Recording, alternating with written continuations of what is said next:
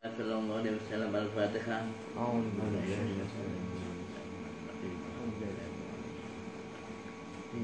Iya kan aku iya kan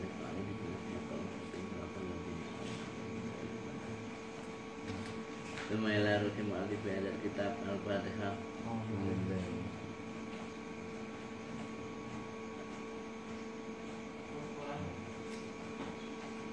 Ya oke, kita lanjutkan ya.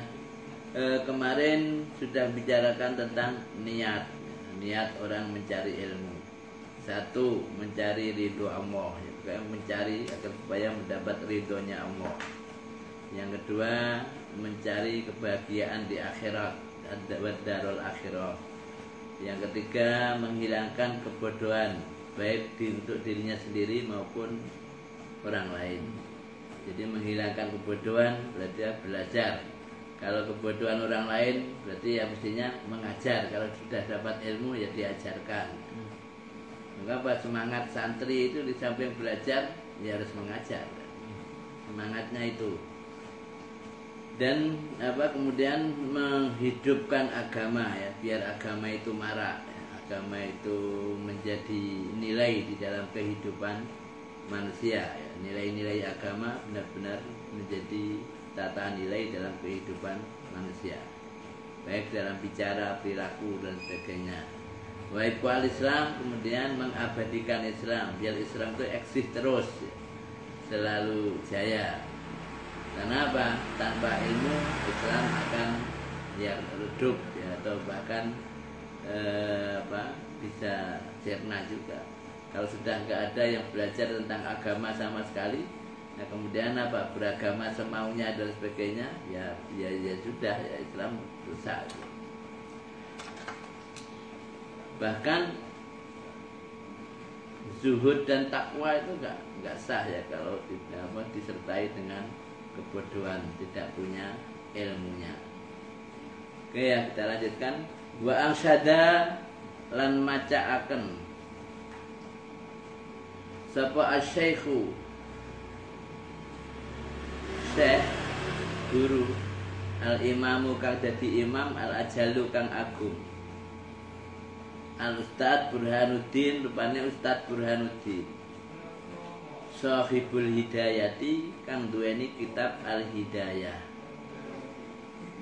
macaaken syi'ron ing syair libadihim maring setengah para tulabul ilmi. Apa syairnya? Fasadun kabirun alimun mutahatiku wa akbaru minhu jahilun mutanassiku. Kalau dilakukan mungkin lagunya gimana ya? Fasadun kabirun alimun mutahatikun wa akbaru minhu jahilun mutanassiku. Uma fitnatun fil alamin azimatun liman bima fi dinihi yatamassaku. Yang kenapa salah satu lagunya, lagu apa saja boleh ya, yang penting pas. Apa maknanya? Kalau kita baca bersama bisa enggak? Syair ini, syair begini seharusnya dihafalkan yang bagus. Coba bersama ya, bertiga ya. Fasadun kabirun alimun mutahaddiku wa akbaru minhu jahilun mutanassiku. Huma fitnatun fil alamin azimatun liman bima fi dinihi yatamassaku. Fasadun iku kerusakan, kabirun kang gede, besar. Alimun utawi wong alim, mutahatiku kang lacut. Jadi seorang alim yang lacut itu berperilaku di luar ilmunya. Jadi orang alim tapi lacut itu merupakan kerusakan yang sangat besar. Orang alim, ya kalau mungkin bisa dibahasakan ulama, ustadz dan sebagainya. Tapi kalau perilakunya bertentangan dengan ilmunya, itu adalah kerusakan yang sangat besar. Misalkan bicaranya, wah banyak mencaci orang, bicaranya banyak hoax, bicaranya banyak wah macam-macam ya, memfitnah orang dan sebagainya. Kenapa kok itu kerusakan yang besar? Itu adalah sangat memungkinkan akan mudah ditiru oleh orang lain. Jadi kalau sudah ditiru oleh orang lain, ya ini akhirnya apa? Terjadi marak ya, hal-hal yang sama dilakukan oleh mereka. Ya, kayak sekarang ya karena banyak misalkan ya fenomena-fenomena semacam itu, anak kecil-kecil pun pintar itu ya, yang namanya misoh-misoh itu pintar sekali. Kenapa? Nah kalau sudah yang melakukan itu ulama, dan ulama itu adalah figur tertinggi, itu susah ya. Itu adalah tantangan yang sangat besar bagi kehidupan pendidikan anak-anak, semakin susah ya. Jadi kalau dikatakan, kalau ngomong jangan kasar macam itu, ngapain nggak boleh? Ustadz aja yang gitu banyak, kan repot ya. Ini makanya kerusakan yang sangat besar ya kalau ada seorang alim tapi mutahatik ya. Alim tapi banyak keluar dari ilmunya. Wa akbaru lan iku luweh agung, luweh gede. Minhu tinimbang saking alim mutahatik, jahilun utawi wong bodho. Mutanasiku kang akeh ngibadahi atau memaksakan ibadah sapa jahil. Orang alim yang mutahatik, orang alim yang fasik, yang banyak melakukan kesalahan atau banyak melakukan hal yang bertentangan dengan agama, itu kerusakan yang besar. Tapi lebih besar lagi ya, kerusakannya orang bodoh yang ya semangat ya, hanya semangat beribadah saja tapi nggak tahu ilmunya. Kenapa Pak itu lebih besar kerusakannya? Kalau orang alim melanggar aturan-aturan agama misalkan, banyak melakukan hal yang enggak baik misalkan, baik ucapan maupun perilaku, tapi apa? Mereka masih tetap meyakini bahwasanya apa yang dia lakukan itu enggak boleh. Maka apa? Itu lebih dekat untuk melakukan pertaubatan. Kenapa? Melakukan tapi hatinya, pikirannya, akalnya tetap tahu ya, dan menyadari kalau itu sebenarnya bertentangan dengan agamanya. Ya melakukan itu mungkin ada unsur lain yang dibalik itu ya, akhirnya apa? Menyeret dirinya untuk melakukan pelanggaran-pelanggaran terhadap agama itu. Nah tapi kalau orang nggak tahu ilmunya, setelah nggak tahu ilmunya hanya mengikuti, ya kan ya, mengikuti orang alim yang banyak berperilaku di luar nilai-nilai agama. Kalau orang bodoh yang mengikuti itu, maka apa? Keyakinannya dianggap itu benar. Itu ya, sehingga apa? Susah dia untuk kembali kepada kebaikan. Misalkan mencaci orang dianggap benar. Kenapa? Itu meniru seorang alim yang melakukan hal yang sama. Maka lebih sulit untuk bertaubat. Dan nek wong alim walaupun melakukan pelanggaran, tetap hatinya ini sebenarnya nggak harus saya lakukan. Karena apa? Ilmu saya nggak boleh melakukan hal yang semacam ini. Maka apa? Suatu saat itu lebih mudah untuk melakukan pertaubatan. Untuk itu saya harus bertaubat. Nah orang bodoh kan susah ya. Ya ini kebenaran nih, ini benar-benar jihad ini dan sebagainya. Ini masalah pahala ini pasti masuk surga ini ya. Ketemu bidadari dan sebagainya. Nah itu susah untuk bertaubat. Kenapa? Akalnya membenarkan apa yang dia lakukan karena ketidaktahuan. Nah itulah ya. Makanya apa? Lebih besar lagi kerusakannya adalah orang bodoh yang memaksakan diri untuk melakukan ibadah dengan ketidaktahuan, ya, dengan tidak punya ilmu tapi hanya ikut-ikutan orang lain, apalagi yang diikuti yaitu ya yang ya banyak melanggar aturan. Huma fitnatun fil alamina azimah. Huma utawi alimun mutahadik lan jahilun mutamassik. Iku fitnatun fitnah. Fitnah itu petaka. Fil alamina ing dalam wong alam kabeh azimatun kang agung. Kedua orang ini baik alim mutahatik atau jahil mutanasik, kedua-duanya itu ya menjadi petaka alam semesta. Jadi menjadi petaka alam semesta, dan masing-masing petakanya yang berbeda tadi ya. Tapi apa? Itu adalah petaka bagi alam semesta di alam raya ini. Petaka bagi siapa? Liman, kedua wong. Bihima,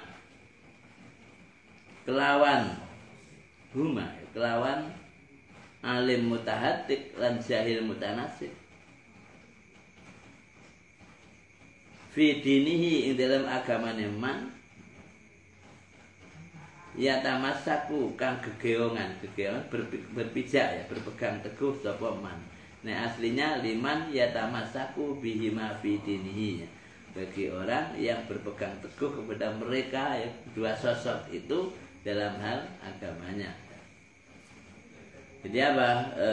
Fitnah atau petaka besar ya bagi orang yang berpegang teguh agamanya dengan meniru kedua orang itu.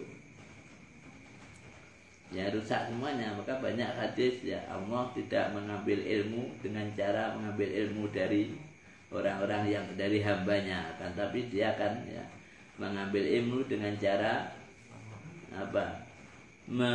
mengambil para ulamanya. Dan akhirnya banyak ulama yang meninggal sampai tidak ada ya satupun ulama kata alam jebeki ya, juga tidak ada satupun ulama. Setelah ada seorang yang alim beneran, benar-benar alim, yaitu orang yang kaya, orang yang punya ilmu agama yang memadai dan mengamalkan ilmunya, gak enek ngono wi. Ya, fattakhadhan nasu juhalan ru'asa. Maka ya manusia akan mengambil atau menjadikan orang-orang yang bodoh sebagai pimpinan-pimpinan. Fasu'ilu fa'aftau bi ghairi ilmin. Akhirnya mereka ditanya kemudian memberi fatwa dengan tanpa ilmu ya, asal ya semau-maunya fatwanya. Nah, menunggu ya fadallu wa adallu. Ya, akhirnya mereka ya orang-orang yang dijadikan pimpinanku sesat wa adallu dan menyesatkan orang banyak. Kalau sesat itu dirinya sendiri, kalau menyesatkan ya ke orang lain. Makanya ya intinya kita harus menjadi alim. Tapi jangan mutahatik, harus alimun mutanasik ya. Kita harus menjadi seorang yang alim dan ahli ibadah. Itu intinya. Jangan alim tapi banyak melanggar, atau jangan tetap jadi orang bodoh ya, walaupun rajin ibadah. Nah, targetnya yaitu akhirnya ya kesimpulannya harus jadi alimun mutanasik. Jadi seorang alim yang beribadah sehingga ibadahnya pun sah karena ilmunya ya, dan dia pun akan benar-benar memberikan petunjuk kepada orang lain, tidak sesat dan menyesatkan, tapi mendapat petunjuk dan menunjukkan orang lain. Nah, itu target kita. Nah, itu kalau persyair dihafalkan bagus sebenarnya, sehingga nanti punya kompilasi syair taklim muta'alim, lalu dibunyikan bareng, nggak hafal-hafalan di ya. Kalau tiap hari dibunyikan bareng malah bagus. Mulai syair pertama, kedua, ketiga itu sudah mewakili perbab. Wayan miya, terusnya wayan miya. lan yen to niat sapa talibul ilmi di samping untuk menghidupkan Islam ya, dan juga seharusnya seorang pencari ilmu niat apa? Asyukra, ing nyukuri bersyukur ala nikmatil akli, ing atase nikmat kang iya iku akal, wasihatil badani lan sehate badan. Di samping niat-niat di atas ya, supaya kita juga niat mensyukuri nikmat Allah yang berupa akal dan kesehatan badan. Jadi berhubung dikasih akal, kita bisa mikir dengan baik, ya kita gunakan sebaik-baiknya. Ya baik, menggunakan baiknya apa? Ya salah satunya untuk mencari ilmu. Karena yang disebut syukur itu apa sebenarnya syukur itu? Syukur itu tidak hanya alhamdulillah, akan tetapi alhamdulillah termasuk bagian dari syukur. Kalau definisinya syukur itu apa? Syarfun ni'mati ala ma khuliqat lahu, yang menggunakan nikmat sesuai dengan tujuan terciptanya nikmat itu dari Allah. Nah, kalau tujuan terciptanya nikmat apa? Ya pasti untuk kebaikan. Karena apa? Allah menyatakan wa ma khalaqtul jinna wal insa illa liya'budun ya. Berarti semua nikmat yang diberikan oleh Allah itu tujuannya ya satu itu. Maka dengan kata lain apa? Syukur adalah menggunakan nikmat untuk beribadah kepada Allah. Yang salah satunya adalah mencari ilmu. Makanya apa? Kita diberi nikmat akal, sehat badan ya. Kita syukuri dengan cara menggunakannya di jalan Allah, menggunakannya untuk ibadah, yang salah satunya adalah mencari ilmu. Maka apa? Kita cari ilmu perlu ya meniatkan mensyukuri nikmat dan kesehatan badan ya. Wala yanwiya lan yentora niat sapa talibul ilmi bihi kelawan ilmu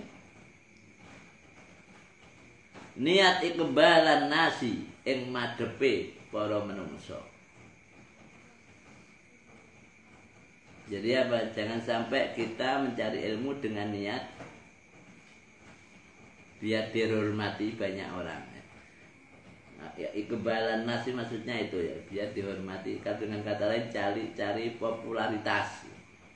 Biar kita menjadi orang populer di tengah-tengah kehidupan. Yang sekarang lagi tren cari popularitas itu, termasuk mencari ilmu pun banyak yang akhirnya apa? Mencari popularitas. Dan itu kalau menurut kitab ini ya kurang dibenarkan kalau mencari ilmu kalau hanya untuk popularitas. Ya yang benar niatnya yang di atas itu. Masalah akhirnya jadi orang populer, jadi orang terkenal, yaitu apa? Terjadi dengan sendirinya di luar niat kita. Harus semacam itu, nggak usah diikutkan dalam niat kita. Ya saya kuliah biar menjadi orang terhormat, nggak perlu ya di tengah-tengah masyarakat. Tapi apa? Ya saya kuliah ya untuk mencari ridho Allah yang menghilangkan kebodohan untuk diriku sendiri dan orang lain, dan juga bisa ya menghidupkan Islam, menyemarakkan Islam ya, dan dan menguatkan nilai-nilai Islam di tengah-tengah kehidupan. Yaitu kita mensyukuri ya. Jangan sampai niat biar disanjung banyak orang ya. Walasti jalaba khutamid dunya, lan orang niat narik maring cuwilane dunia. Kalau bahasa pesantren cuwilane dunia. Kenapa? Dunia itu dianggap remeh, namanya aja dunia ya, daniun. Ada yang mengatakan daniun, dunia. Dunia itu apa? Ya pada awalnya ada yang membahas dunia itu ada makulat, masyrubat, melbusat misalkan ya. Jadi ada lagi jadi macam itu. Ada sesuatu, ada makanan, ada minuman, ada pakaian dan sebagainya. Dan ada yang mengkaji semuanya itu kalau dirunut ya, ternyata apa? Ya asal usulnya memang dari hal yang remeh. Misalkan pakaian. pakaian itu yang paling mahal apa? Sutra, gitu. Pakaian yang paling mahal sutra. Sutra itu asal usulnya dari mana? Ya kan? Dari anusnya ular. Sutra itu dari anusnya. Pakaian yang paling hebat asal usulnya anusnya ular. Minuman yang paling hebat madu, gitu. Madu dari mana? Ya sama saja ya kan? Dari anunya apa? Tawon.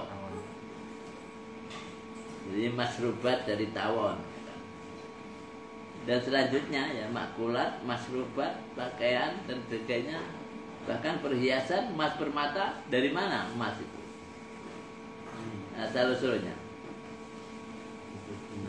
Ternyata dari fosil-fosil ya. Dirunut memang ya asal usulnya aja enggak dari hal yang sangat mulia. Dan itu yang paling digandrungi banyak orang. Mengapa? Kalau mencari ilmu gak usah niat menarik hal-hal semacam itu ya, atau biar kaya lah dengan kata lainnya. Gak perlu, penting di atas itu ya. Niat itu penting ya, niat itu penting di atas. Masalah akhirnya kamu kaya itu jangan sampai itu menjadi niat ya. Tapi itu terjadi dengan sendirinya. Dan bahkan itu sudah ditanggung ya. Barang siapa banyak ilmu, ya tidak akan kekurangan. Jadi nggak usah diniatkan maksudnya, nggak usah menjadi cita-cita ya, dengan mencari ilmu jadi begitu. Wal karomata, wal karomati ya, lan orang niat karomata ya kena ya. Jadi atopnya yang istijlaba. Nek karomati boleh atau penya futomid dunya. Wal karomata lan ora niat golek kemuliaan. Inda sultani ana sandingi raja. Wa ghairihi lan liyane as-sultan. Dan enggak usah mencari kehormatan ya. Dia terhormat di apa ya? Di samping penguasa. Berarti orang yang di samping penguasa buruk? Tidak. Niat ini maksudnya ya, niatnya jangan mencari itu. Kalau bersamaan dengan jalannya waktu, ternyata apa? Jadi DPR, jadi wakil presiden, no problem. Tapi itu bukan dicari. Nah kalau bukan dicari, maka apa? Orang akan, kenapa ya? Bedanya dengan mencari itu dengan tidak dicari jadi sendiri. Kalau mencari itu, kalau sudah jadi biasanya apa ya? Cenderung terjadi penyerongan-penyerongan. Wah ini berarti sudah sukses saya. Nah kalau nggak dicari akan bisa konsisten menjaga nilai. Maka apa? Saya jadi begini. Untuk apa? Ya biar ya, bisa memberi kebaikan-kebaikan kepada siapapun. Wala dawuh sapa Muhammad Syekh Muhammad Ibnul Hasan kang dadi putra kagunge Al Hasan rahimahullah. Syekh Muhammad bin Al Hasan rahimahullah pernah menyatakan, apa kata beliau? Lau kana an-nasu kulluhum 'abidi la'ataqtuhum wa tabarra'tu an wala'ihi. Lau kana lamun ta'ana sapa annasu menungso kulluhum sekabehane annas. Ana iku abidi pira-pira budak ingsun. Kalau semua manusia dunia ini menjadi budak saya. Jadi budak itu dulu ya, zaman dulu itu banyak budak. Budak itu seorang manusia yang bisa dijual belikan dan bekerja hasilnya untuk tuannya, itu budak ya, zaman dulu. Yang prosesnya dari peperangan biasanya ya budak ya. Itu dulu ada, zaman sekarang sudah nggak ada. Dan salah satu kehebatan Islam itu di situ ya. Jadi banyak orang Barat ternyata mengatakan Islam itu agama yang boleh memperbudak orang lain. Ini apa ya? Penjelasan lain ya. Buktinya apa? Di dalam kitabnya, Qur'annya pun bahkan ada hukum tentang budak. Artinya Islam memperbolehkan memperbudak orang lain. Nah ini biasanya menjadi apa ya, titik-titik yang sering dikritisi ya oleh orang lain. Menganggap Islam itu membolehkan memperbudak orang lain. Tapi kalau dilihat dari berbagai sisinya, ternyata apa? Islam itu justru anti perbudakan. Ingin menghilangkan perbudakan lewat hukum perbudakan itu sendiri. Kenapa? Karena Islam lahir di saat manusia di sana full syarat dengan perbudakan satu orang dengan yang lain. Itu dulu semacam itu. Maka Pak Islam memberi hukum perbudakan. Memang sesuai dengan prosedurnya ya, ada perbudakan. Akan tapi di sisi lain Islam pun juga menghilangkan perbudakan lewat sisi lain. Contohnya kalau orang melanggar suatu hukum, dendanya harus memerdekakan budaknya. Begitu juga barang siapa memerdekakan seorang budak maka pahalanya sekian. Nah akhirnya apa? Budak ini sedikit-sedikit hilang dan sampai sekarang sudah nggak ada. Budaknya nggak ada, tinggal hukum tentang perbudakan tok ada. Dan kalau di Barat misalkan, bahkan di sana ada hukum HAM, human rights misalkan. Tapi apa? Yang anti perbudakan. Tapi ternyata apa? Perbudakan justru ada. Jadi perbudakan justru ada. Itulah keindahan ya, keindahan Islam. Jadi Islam mengangkat perbudakan, tapi realnya budaknya sudah nggak ada. Orang lain anti perbudakan, realnya masih banyak juga perbudakan. Nah itu hebatnya ya. Jadi sangat halus ya Islam. Oke ya, kita lanjutkan. Jadi seandainya semua manusia sedunia ini menjadi budakku, la taqtuh ya, la taqtuhum, mongko yakti bebasaken sapa ingsun en abidi. Saya bebaskan semuanya. Saya merdekakan semuanya. Wa tabarra'tu lan apa ya jenenge? Ampreh bebas sapa ingsun. Anwalaihim saking dadi tuane abidi. Dan saya ingin bebas ngopeni mereka. Itu maksudnya ya. Jadi kalau semua manusia di dunia jadi budak saya, pasti saya merdekakan semuanya. Dan saya ingin bebas dari urusan dengan mereka, bebas tidak menjadi tuan mereka lagi. Kenapa? Di sini budak yang dijadikan contoh. Budak ini adalah full eksploitasi manusia kepada manusia yang lain. Di dalam budak banyak hal-hal yang bersifat duniawi, ya kan? Bahkan kalau putri bisa kayak suami istri, ya. Dan kalau dia bekerja maka hasilnya untuk tuannya. Bukan hanya itu saja. Kalau nggak punya uang, budak itu bisa dijual belikan. Maka apa? Full hal yang bersifat duniawi. Maka dijadikan contoh di sini. Kalau semua manusia dunia jadi budak, pasti akan saya bebaskan. Artinya apa? Saya nggak terlalu suka dibebani oleh hal-hal duniawi macam itu. Karena ini untuk contoh, jangan cari itu ya. Cari ilmu itu jangan karena mencari kemewahan duniawi. Ini contoh orang yang ilmunya tinggi sampai mengatakan kalau semua manusia jadi budakku, dan saya apa? Ya tidak ingin lagi memeras mereka, ya. Tidak ingin lagi mengambil hasil duniawi dari keringat mereka, ya. Karena apa? Mereka juga manusia. Jadi nah, waman utai sapane wong iku wajada wis nemu sapa man ladzatal ilmi ing enake ilmu, lezate ilmu. Lezat itu bahasa Arab, aslinya ladzah, ladzah. Di Indonesia kan lezat. Wal amala lan ngamalaken bi kelawan ilmu.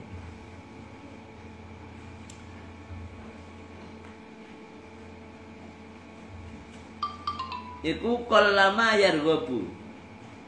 Berarti ngene wae, waman utawi wong wajada kang wis nemu sapa man lazzatal ilmi ing kelezatane ilmu wal amali lan kelezatane ngamalaken bi kelawan ilmu iku qallama yarghabu. Setitik banget seneng sapa man. Fima ing dalam barang indan nasi kang ana tangane menungso.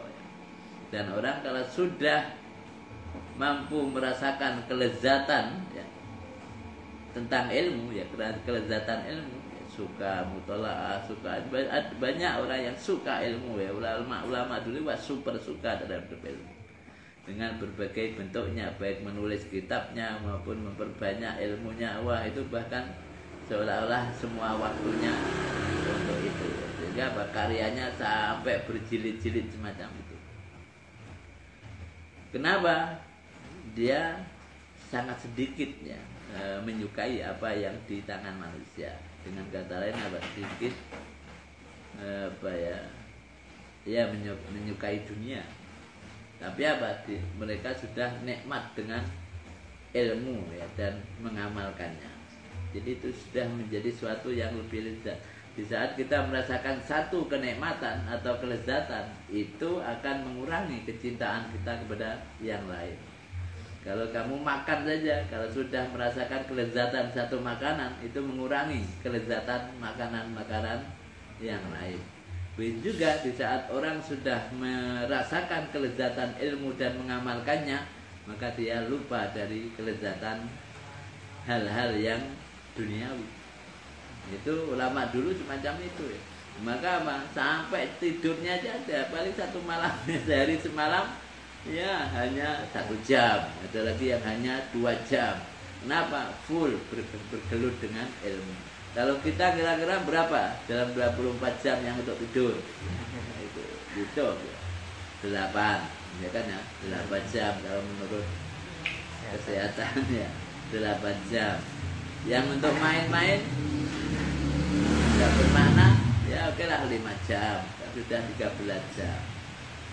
Yang mungkin untuk apa lagi ya, untuk tidur, untuk itu, untuk apa lagi? Belajar kita paling 1 jam belum tentu ya dalam sehari. Jadi masih jauh kita dari lazzatul ilmunya yang belum bisa merasakan. Yang merasakan seperti betah.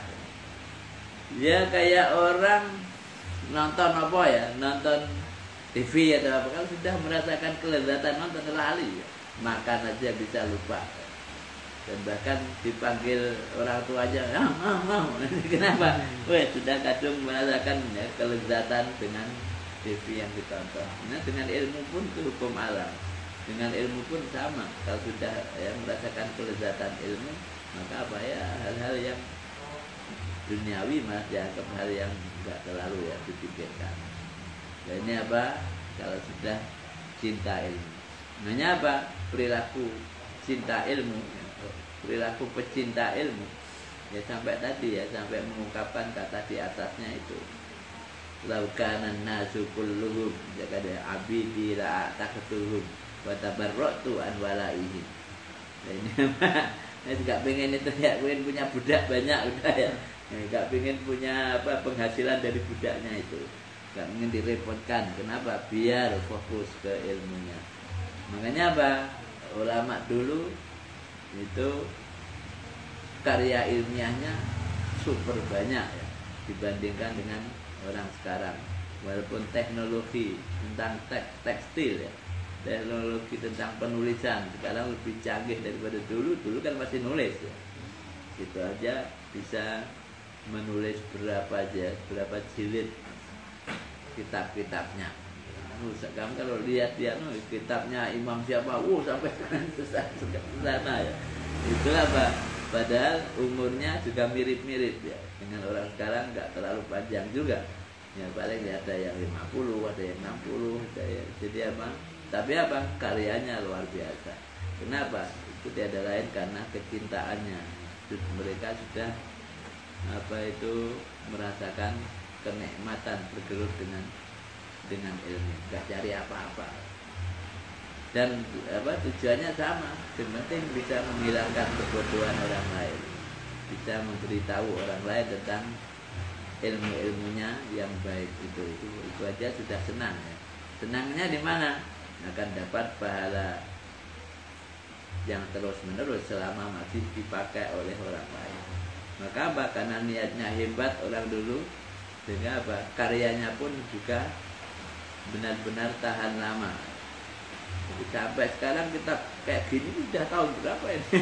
Ini sudah dipakai, masih dipakai di mana-mana. Tidak hanya di Indonesia, di berbagai belahan negara itu masih dipakai menjadi gaya taklimul muta'alim. Kenapa itu? Ya penulisnya yang sangat hebat, ya niatnya hebat dan itu. Ya, kalau karya orang sekarang 3 tahun sudah habis waktu, bahkan 5 tahun sudah dianggap tidak bisa diambil untuk skripsi, ya. Dianggap sudah kadaluarsa. Itu apa? Tapi apa? Skripsi masih banyak untuk mengkaji, misalkan tafsir Jalalain. Berapa tahun ya? Itu ya sudah ya, ratusan dan sebagainya. Tapi tidak ada orang mengatakan, wah ini sumber sudah lama, kan nggak ada. Ya kan? Sumber sudah lama ini, ya sudah nggak perlu dipakai, nggak ada. Padahal sudah ratusan tahun. Nah, ini karya orang sekarang, begitu kamu mengutip ya, misalkan buku 10 tahun aja sama penguji, wah ini apa ya, ini sudah kadaluarsa ini, ya, referensi ini, ya kayak semacam itu. Jadi hebatnya orang dulu itu semacam itu. Sudah berapa nih? Oke ya, sementara itu aja dulu. Wallahu a'lam bishawab. Ya, marilah kita akhiri dengan bacaan alhamdulillah. Alhamdulillahirabbil alamin. Allahumma fiqil wa aqwa bi tariq. Assalamualaikum warahmatullahi wabarakatuh.